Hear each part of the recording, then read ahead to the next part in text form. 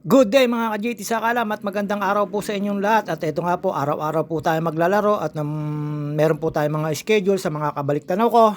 At syempre, papunta po tayo ng covered court 5 at kita ko po doon na ginagawa na po yung bubong. Mukhang mag-extension na at pwede na siya laruan ng ang tawag dito ng naulan. At dito po dumaan ako kay Larry, kay Kuya Normie at yan, mga kamartes ko yan. Hindi po muna ako magmamartes pero may literal kayong makikitang marites talaga. Ewan ko kung kaninong kapatid na pangalan yon, kung kaninong ate yon. At shoutout nga pala po sa ate Monet ko at kay Cecil Caponita ng BFF niya at kay ate Shirley na sa ibang bansa. Galing-galingan yung mag-sales stock. At yun nga po mga ka-GT, dire-diretso lang po tayo dito. Nakita ko na naman po si Ate Nene dyan at ayaw na po magpa-video niya ni kay Ate Nene. Ayan, tago po siya dyan at si kay Mario naggagano po yan. Dinaanan ko po si Ate Cecil dyan. Ang lahat po ng binabanggit kong pangalan ay mga kapitbahay ko at neighbor air at saka yung mga kamarites ko. Makikita nyo po mamaya kung sino po yung marites na sinasabi kong kung kaninong kapatid po. At dito po dire-diretso po tayo. Dinaanan natin tindahan ni Ate Cecil, ni na Jacqueline, ni kay Ingo. Padiretso po tayo dyan sa court. Sorry po, tao lang. At yan, kakanan po tayo dyan. May skinita pong dadaanan dyan. Medyo nakakatakot. At shoutout po kay Boss Bornok. Dito po minsan naglalagay siya rito. Alam na, meron siya ditong binabantayan lagi. At joke lang po, taga dyan po yung kanyang girlfriend, mga ka-GT. Lampas lang po tayo dyan. Nakita ko dyan si Ate Cora at daanan po tayo dyan ka na idol. At meron po siyang tinda. At nakala ko sarado pa. Buti na lang bukas pa. Dito po kasi nilalak po ito pag gabi. Kasi po nawalan po sila ng motor dito. At may mga carnapper na nalalagay dati dito sa Pansol. Na kinatatakutan nun. At paglabas ko po rito, ayan na po, lechonan, mga ka-GT. Dati po ako nagtatrabaho dyan. Totoo po, aminin ko po, nagtrabaho po ako mag-deliver na lechon. At syempre, panahon ng pandemic po yon at saka dyan po ako nakaipon ng pambili kong motor. Tapos dinagdagan lang po ng aking ama nung nabubuhay pa at naging private driver po ako ng aking ninong. Kaya medyo nakaipon po tayo. Ang panahon ng pandemic, kaya nakabili po tayo ng isang ating sasakyan. Pero motor lang po siya, Honda lang po siya. Tapos ayan po yung dati napakalalim yan, yung ano na yan, ilog na yan or sapa. At ayun, nadaanan ko si Ame. Shoutout sa iyo, Ame. Nagtakip pa ng mukha. Ayun, yung ilog nga po lang yun, nanggagaling po yun sa agwa. Tapos, diretso po tanong po yan. Nagde-drain na ng mga swimming pool. Sa lahat ng mga gusto pong maligo dito sa Pansol, pwede po kayo maligo rito. Depende po sa ipare-reserve nyo. At depende rin po sa magandang resort. May mahal, may mura, pero kalimitan po rito. Pag fixed season, mga ka-JT, medyo mahal na po, medyo mahalay. At ayan po, pagdating ko po sa court, wala pa pong tao. Nagantay po tayo dyan. At nakita ko po yung covered court, meron na po mga scaffolding. Klase titiradahin na po yung bubong na kasi po na-ampes po talaga pag naulan. Baka po pagka natapos po lahat to, pwede na po maglaro dito na naulan. Dito lang po talaga sa Losnap City. Ang pagka po naulan ay pumapasok po ang tubig. Nakita nyo po sa kabilang court, may scaffolding na mga ka-JT. Hindi ko lang po alam kung talagang bubong po yung gagawin nila dyan, mga ka-JT. At dito, ngayon po ay wala pa pong paliga. Meron pong darating na PTGA League, mga ka-JT. Open League po yon. Tapos ayan mga kasakalam JT, dire-diretso lang po tayo dyan. Wala pa pong tao, nag-iisa pa po ako dyan. Everyday po ako dito na nasa court. Lunes hanggang Biyernes, practice lang po. Wala naman pong minsan papawis lang. Ayan po yung scaffolding, ginagawa na po yan. Pero wala pa pong mga andamyo at wala pa rin pong mga yero. Pero hindi ko po alam kung anong ilalagay dyan mga ka-JT. At syempre, pamekos-mekos lang, lakad-lakad lang po tayo dyan, nag-aantay lang po tayo ng mga kalaban dyan at nag-aantay lang din po tayo ng mga kasapi dyan. Ang unang dumating po dyan ay si Edmond at wala po si Kuya Wancho, si Mr. Longbam at saka si Master Dong Labapies at si Master Ray lang ang dumating dyan. Naglaro nga kami, nakaisang laro lang ako. At hindi na po ako dumoble, pawis-pawis lang po. Siyempre mga ka-GT, yung court na po niyan ay open sa lahat, kahit sino po mga gusto maglaro. Wala naman po nagbabawal dyan. Kaya lang po, sa tuwing umaga po, lagi po kami nakikita dyan. Bakit pwede naman po dun sa lupa, ay dyan pa po pinapupo po yung aso. Sana naman po, makaintindi po tayo mga ka-JT. Hindi naman po lahat, pero may nakikita lang po ako. Mahirap naman pong pagsabihan, baka sabihin, kala mo kung sino at hindi naman pag may-ari yung court. Pero siyempre, naman po, na dyan nyo po sa mismong court nyo dudumihin or paiihin yung inyong aso. Kung sisitahin mo naman po, mapapaaway ka lang. Hinayaan ko na lang po, everyday po ako na nandito, Lunes hanggang Biyernes. Shoutout po sa mga nakakalaro namin baliktanaw. At yun nga po, kukunti lang po yung baliktanaw ngayon. At yun, wala po si Boss Kabi, Russian Rondo ng Pansol. At yung nga po, maaga pa, wala pa nag-shooting pero may dumating po dyan mga ka-JT. At yun nga po mga ka-JT, excuse me po, walk lang po tayo diyan at marites-marites lang po pero wala pa po mamarites diyan at yun nga nung may nakita ng mga player nagdatingan naman po bigla. Halo po ang naglalaro dito pero hindi naman po kailangan na baliktanaw o may kabataan. Basta ang uso po ngayon diyan sa umaga, hindi na po kami nagpupustahan. Tinanggal na po nila yung pustahan kasi po may mga mukhang Arep, may mga mukhang Erap, mga ka-JT. Papawis lang kami, papawis lagi at yun nga po hindi na namin pinauuso diyan yung pustahan mga ka-GT, sa mga gusto maglaro tuwing umaga, Lunes hanggang Biyernes ay wala naman po nagbabawal kahit sino po first come first serve po tapos palit lahat pagka po natalo tapos sa mga ka-GT may easy 2 points po. Depende na lang po sa lalaroin nyo, pwede naman po lahat maglaro dito. Ayan, dumating na po yung mga aking kakampit kasapi, kalaban at yun nag-workout excuse me po. Nag-shooting po muna tayo diyan. Ayun nga po, puro lagabog at medyo malamig pa at yung tuhod ko medyo parang may mga ano-ano pa kalakalawang. Kaya ayan mga ka-JT, workout at balabag, unang tira balabag. Pangalawang tira, balabag uli yan, bago pa makashoot. Mga ka-JT, wala na pong bantay, balabag pa rin. O, nakita nyo naman po yung workout namin. Shooting. Mahirap din po kasi bigla kayong magkalaro o kaya magkaliga tapos lalaro kayo bigla. Minsan nakakaulaga magdepensa, nakakaulaga umupensa. Kaya ayan, ano lang tayo, papawis lang po tayo yan. Every morning po yan sa mga gusto maglaro, lalo po yung baliktanaw. Puro kasing edad po namin naglalaro dyan. Nakikita nyo naman po scaffolding dito sa court, oh. Ayan, nasa kabila na. Ayan po kasi laging inaampesan yan pagka po may liga or may larong lima, larong kanto. Lagi po yan na, na aampesan po yan. Konting ambon lang po yan. Sigurado po papasok yung ulan dyan. Ayan, nakita nyo naman po, mga ka-JT. Pakit-pakit lang po tayo dyan. At nung nakakuha ulit tayo ng bola, medyo nakuha na natin yung rhythm sa jump shot at nakashoot na tayo na isang beses mga ka-JT. Ang kailangan lang naman po talaga sa basketball, consistent ang pulso nyo. Kahit hindi po kayo ganun kagaling, basta ang pulso nyo consistent at hindi rin po magbabago pulso nyo at kailangan din po may practice. Ewan ko kung tama po yung aking sinasabi. Pero syempre sa akin lang yon na na-experience ko. Ayan po mga ka-JT, kuha po uli ng bola. Kala nyo napakagaling na, wala pa rin naman po yan. Lagabog uli yan mga ka-JT.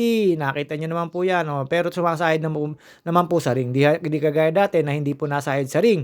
At yun nga mga ka-JT, pagkatapos po namin mag-warm up dyan, kami po ay nagbuo na. Mga ka-JT, dyan naman po ay walang pilian. Tapos Jack and Poy, kung sinong panalo, yun ang magkakasapi. At kung sinong talo, yun din po magkakasapi. Natural, alam nga naman magsapi yung talo at saka yung panalo sa Jack and Poy, hindi naman po yan. Kaya medyo nag-init na po si JT sa kalam. Unang bira, wala muna. Pero pangalawang bira niyan, mga ka-JT, ready na po yan. Ayan po, feeling po yan. Ayan, swak po. Ayan mga ka-JT, syempre, pagkatapos ko po dyan, pinatay ko na po yung cellphone ko at magsisimula na po kami maglaro. After mag-miss, mga ka-JT, syempre, nung pag-uwi ko po, ayan po, nag-martes po tayo. Ayan si Paring Nuno. Dito po, literal, na may martes po kayo makikita. Ewan ko kung kanino pong kapatid yun. Makikita nyo po nakaputi mamaya. Ayan, kinuha ko lang po dyan yung Meralco bill. Tapos pagkatapos ko po dumiretso po ako dito. Meron po mga martes po akong naabutan dito. Ayan, si Ningning. Makikita nyo po yan. Naghugas po ng pinggan. Tapos ayan, si Ate LB, si Ate Pina. Una ko pong kamarites na dyan. Ayan, hello vlog, Ningning. At ayun, mga ka-JT, medyo malinaw po. Tapos may mga isda po akong nakita dyan. Maglalaba po sana ako, kaya lang tinamad po ako, mga ka-JT. Siyempre, tinitignan ko po muna yan. Kung talagang sobrang linis para pagka nag-unlaw po ako, hindi po malumot, hindi po maalikabok sa ilalim ng tubig. Opo, may alikabok po yan pagka nabubulabog po. Ayan mga ka-JT, pawis na pawis po tayo. Pahinga lang po tayo dyan, mga kasakalam JT. At inumun po lang po na tayo dyan sa bike ang motor ni Obic. At syempre, ayan, pinakita ko lang po yung mukha ko sa salamin, pero hindi naman po makita kasi maliit yung salamin. At mekos-mekos lang po tayo dyan, nagbabantay lang po tayo ng mga marites ko dyan. At shoutout nga pala kay Jean Luzon at kay Kuya Larry. At umupo lang po ako dyan mga kasakalam, nagbabantay lang po tayo dyan ng pwede ko imarites. At dumaan po dyan si Kuya Monang, ang babaero kong pinsan, si Kuya Monang. Ayan, parating po yan dyan si Kuya Monang. At kausap niya raw po yung isang jowawit niya na nasa ibang bansa. Sana all. Ayan po, daan lang po yung papalabas dyan. Nagmamartes lang po yan dyan. Pupunta po kay Ate Idang yan. Ayan si Kuya Monang. Ang babaero ko pong pinsan. Ayan, tawa lang po siya. Kapatid po siya ng pinsan Joey. At pagkatapos ko po doon mga ka-JT, lumabas po ako pagkabihis ko. At syempre, bibili lang po ako ng pandesal. may nakita po ako nung naka-tricycle na malunggay pandesal at ayan nakita niyo naman po si Ate Idang, si Kuya Monang. At after po nun dumaan po ako dito kay Ate Ate Iska, shoutout sa'yo Ate Iska, Tol Marlen, ayun si Ate Iska. At lampas po tayo doon mga JT, kausap ko diyan si Orlando, BBI daw po siya, ayan nasa ibang company na po siya. At lampasan ko lang po diyan yung resort namin, ba syempre nakausap po diyan si Lolo Nep at napag-usapan po namin diyan yung about kay sa mga presidente at ex-presidente. At yun nga po ang nasabi sa akin na parang ang lugi daw doon talagang mamamayan mga ka-JT. At ayan si Pisambugi Tabales. May dala po pong manok. Shoutout sa iyo Pisambugi Efren Tabales at Babus. At dito po mga ka-JT, ayan si Kuya Lolo Nep. Ayan, John Stark Cueto, Randy Cueto at si Jeff Corpus, ayan si Ate Neni Ann. At syempre, nandiyan po si Pare Lolong, napakwento po dyan. At after ko po nun, dumiretso na po ako dito. Ayan, nakita ko po yan dyan. Kaya dyan po ako bumili. 5 pesos lang po isa. Malunggay, ano po yan, malunggay pandesal. Dyan na po ako napabili, mga ka-JT. Hindi na po ako nakapabili doon sa suke. At nakita ko po ito, testingin ko naman po yan. Pero syempre, kay suke, tuwing hapon, doon po ako nabili. Doon sa may kay Kuya Eddie Orpiano. Shoutout nga pala sa mga tropa. J. Membrot, Jason Membrot at Elvis Lagaya Puwa, kay Claire Castor, Bebang, shoutout sa inyo. At yun nga mga ka-JT, pagkatapos ko po dyan, dumaan po ako dito, nakita ko si Ate Baby. At lang ang lahat po ng binabanggit ko ay puro kapitbahay ko at mga ka-close friend natin. Sa mga gusto magpa-shoutout at sa mga supporter ko at mga nanonood sa akin, maraming salamat po. At gusto po magpa-shoutout, kayo lang po ay mag-comment lang po sa comment section. At yun nga po mga ka-JT, nakita ko dyan si Michelle, si Palolong, at si Ate Neni Sayong. At pagkatapos ko pong bumili ng tinapay, kinuha ko po yung bill ng kuryente ni Ate Janet, yun po yung kapatid kong panganay. At syempre, dire-diretso lang po tayo dyan, hindi pa po gising yun, hindi pa po tayo nakakakita na gising na siya. At chinek up ko po yung aking motor at kinuha ko po yung panlalaro ko bukas, medyo maglalaro po tayo ulit bukas. At mga ka-JT, ayan po yung garahe po ng aking isang motor. Tapos niyan, ayan, dumating si Pare Lolong. Nakatambay na po ako dyan. Nagmamarites na po ako dyan. Makikita niyo po kung sino yung marites na sinasabi ko. Na kung kaninong kapatid. Medyo sarado pa yung pinto. Ayan si kay Larry. Shoutout kay Larry. Ayan, ano yan. Pasok po kay Mayor yan. At dito po mga JT, nakatambay po kami ng Pare Lolong ko. Yung kamukha ni Pisa Oyen at si Pati JR. Ayan, nakita niyo naman po. Galing duty pa yan. At siyempre mga JT, tambay-tambay lang po tayo dito. Kita nyo naman po yung bahay ni Ate Pin. At ayan, may mga tropa tayo lumalampas. At ayan, ang kamukha ni Pinsan Oyen, ang kakambal ni Pinsan Oyen, lagi po libre sa Oyen's Wi-Fi yan. Kaya libre po manood yan ng Viva Boys. Ayun nga mga JT, dumaan po si, ano ba tawag dito? Si Dennis Andres. Ayan, kapatid ni Heidi. Shoutout Heidi. Ingat dyan sa ibang bansa. Heidi Asilo. At habang nag-aantay kami dyan ni parang Lolong na nakatambay, at ako naman po ayan, Jerome Mendoza, ayan yung daan papunta sa inyo, puro motor na mga JT Sakalam, mekos-mekos lang po tayo dyan, binubusit ko po dyan yung kumari ko. At ayun nga si PJ, idol niyan si Bogie Angelo. At after po niya, nakita ko si Tol Lab at bumili po ako doon sa kumaring Gin Luzon ko. Lagi na lang akong binubusit noon. At yun nga, nakita ko naman po doon na medyo may lumabas na mga marites, lalo po yung isa. Meron yan, yung makikita nyo po dyan sa may kanan na yan, may magbubukas pong pinto dyan na gate. Ayan, may malaking bahay sa kanan. May isang marites dyan, de joke lang po. Ayan mga ka-JT, lumampas po si asawa ni Jacqueline, si Joel, si Tan.